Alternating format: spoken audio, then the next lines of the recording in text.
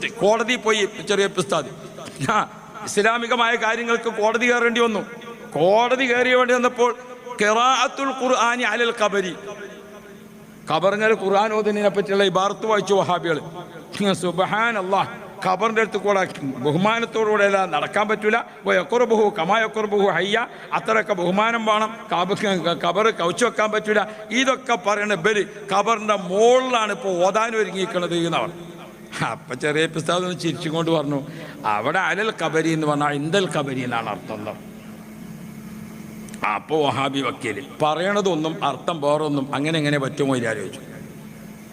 അപ്പോൾ വഹാബികൾ ഇങ്ങനെ ഭയങ്കര സന്തോഷത്തിൽ നിൽക്കുക. പറ്റുന്നോ? അതെങ്ങനെ പറ്റുമല്ലോ ചോദിച്ചു. അതെല്ലാ ഭാഷയിലും ഉണ്ട്.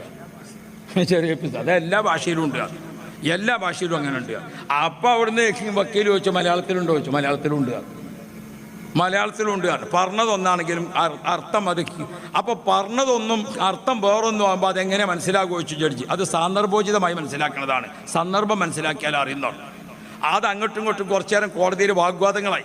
അപ്പം ജഡ്ജി മധ്യസ്ഥം പറഞ്ഞു, മുസ്ലിയാരെ എല്ലാ ഭാഷയിലും അങ്ങനെ ഉണ്ട്, മലയാളത്തിലുണ്ട് എന്ന് നിങ്ങളാണ് പറഞ്ഞത്. അതുകൊണ്ട് നിങ്ങൾ പറഞ്ഞ് നിങ്ങൾ തെളിവ് പറയണം.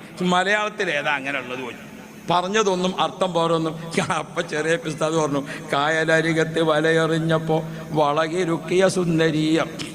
കായലരികത്തല്ല വില എറിയൽ, കായലിൽ തന്നെയാണ്, അല്ലാതെ കരമക്കൂടിയാണ് വില എറിയൽ. അപ്പോൾ അരികത്ത് എന്ന് പറഞ്ഞിട്ട് ഉദ്ദേശിച്ചത് ഏതാണ്?